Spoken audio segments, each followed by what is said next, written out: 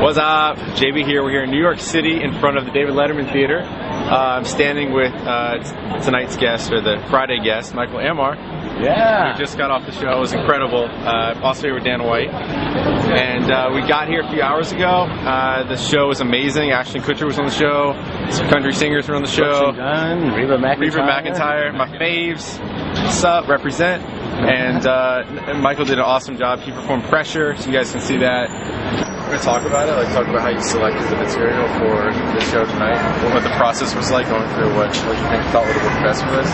Well, I knew that they were going to have a week of magicians, and I had just watched a lot of the Jason Randall stuff, and because he's got all of his clips online, and I just wanted to do stuff that would all completely different, right? He's got 7.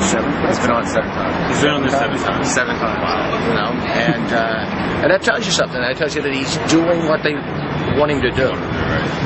He's delivering the goods for what they want, and there's a known quantity for him, and they can trust and depend on what it's going to be like.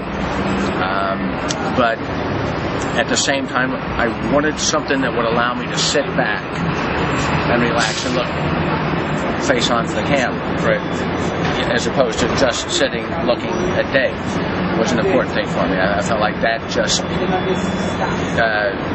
doesn't look like the other guys that come out and sit down. And when I talked to him, we started watching it last week. Let's watch what some of the other guys. Oh, here's Michael Keaton. They come in, they sit down, and they look forward, and they talk to the side, and they look forward, and they talk to the side. You know, they don't play that way. It is an awkward position. You were talking last night about the chairs. It's like you're facing forward, but you got to kind of. But you have to play to this way, and and I didn't. I wanted to look like one of the other guests coming out, sat down, and do this. I sure wanted to do something like the elbow card. You know, freak you out, some things like that. It's real tempting. The 3-card Monty. It's real tempting, but you know, after watching a bunch of stuff where you set cards down and stuff changes and stuff like that, even as a magician, I'm watching it and I'm saying, you know, I'm not exactly sure what happened. Right. I'm really not exactly. They're used to seeing card stuff. You didn't use any card stuff on the show, so it was something different. I thought that, I don't know, there's a lot of magicians on the show. Jason Reynolds on there a lot. He has a lot of card stuff. It was something I thought that set yours. I really wanted it to be a completely different texture to the stuff. You know, the scarf is a nice, clear, visual, big red thing. The little hand is just quirky enough, you know. And the reaction, you know, for David to say, that has to be the stupidest thing I've ever seen in my life. Coming from him, that was... It means a lot. That's like, He's seen a lot of stupid stuff. Thank you. He legitimately reacted to that. Yeah. It's hard not to react to it. Yeah. Right, so it's nice to get a reaction out of you. So I'm content with how all of that went. How do you feel about the whole idea that Letterman doesn't like magicians, or there's some sort of weird animosity? Or you know what? I was in that mindset for years. And I was in that mindset until I watched the Jason Randall clips and saw that he actually likes it. And I asked Jason about that. I said, you know, why does he give these guys such a hard time? And it has a lot to do with they would tell him you've got to go out to the center of the stage and set up a table. And that didn't feel right for David. To go, you know, and he just feels like, okay, these guys are being whiny, you know, difficult to deal with, and so it must have a lot to do with going to where he is, making him comfortable, and doing it in a situation where he can watch it in his own comfort zone. And they said he loves magic. Yeah, it seemed like he. So to hear now, he loves magic, it's like. And he asked you a lot of questions. I mean, you seem to indicate that he wanted to learn something. Don't you think? He just kept asking, kind of like, he talked to you for a long time. And it seemed like he genuinely wanted to know how stuff works. It was Mike. Mike was the guy that was the producer guy that said, you know, never really talks to the guys like that. So that was a good sign. Yeah. What was the question he asked about pressure? He said if there was is there a trap door? There's a trap door in there somewhere. There's something be a hole in that balloon somewhere. There's a hole in there somewhere. It's actually factually true. That's true. Dave, I think you're on to something. Thanks a lot. I threw in for the professor the free of guile line. When he was on the Tonight Show once years ago, he said, "Make sure these cups are innocent and free of guile." Oh wait, no, there's a little guile left in this one. Okay, now It's a tribute to the professor. And but he was thrown off by so I didn't get to do the guile part, but that was what that thought was. It was awesome. He's a professor. Didn't you do it? I thought you did. I told him, but I didn't get to. Oh, this one still has some guile left in it. But that's interesting on how it all went. About 4 minutes, you think? 5 minutes? Around 4 or 5 minutes. Yeah, it's right what they said, right? I was really worried when he said, "Do you mind if I guess how that was done?" I thought, "Oh my God!" I can see it in your head. I was thinking, did it look like? Yeah. Weren't you worried a little? That he would get.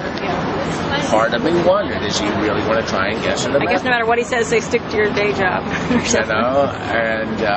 But I also did sense that in that instant when I did let him examine the scarf, that was kind of like a little challenge. Yeah, well, that it would have been better to have let him touch it or handle it or something. If you just known, you would have been prepared. To say something, but I still would have said probably no. I said make sure that's what it's touch it. Yeah. Right. That's enough. Thank you.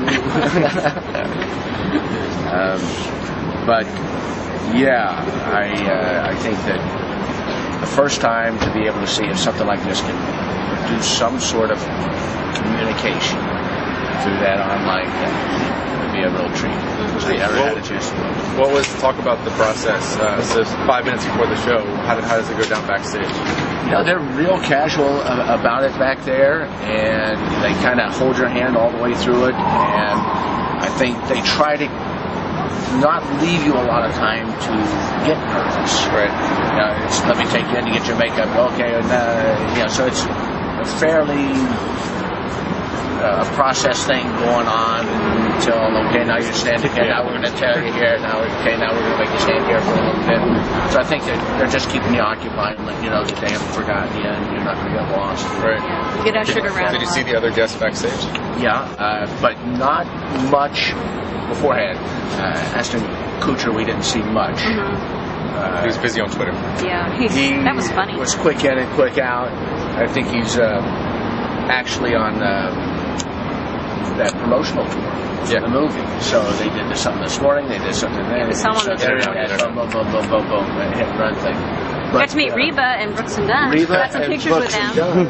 Were great backstage because I think they're not on that. I'm doing She was as nice as could be. She was. Yeah.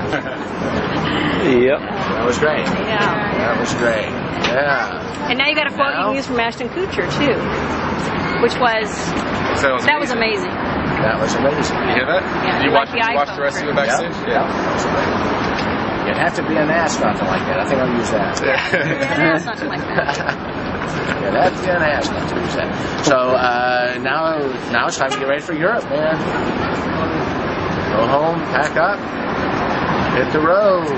Are you going home first, or are you leaving? I'm going to go home first and download the GPS for France, and then get ready and go. It's just France?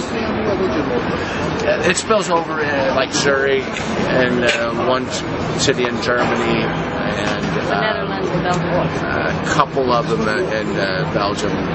But of the 19, I'd say 15 are France. Have you done lunches everywhere? Yeah.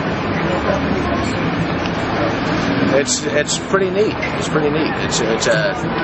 They're good hosts. It's a good tour. They want to show you their town, and they know this is your one time to be in Paris, and that sort of thing. So you really have to defend your ability to deliver the goods. By resisting all those temptations, then I know I'll send Jeff out to this. Okay, Jeff can be the party animal. Yes. I'm not as good as I once was, but I'm as good once as I ever was.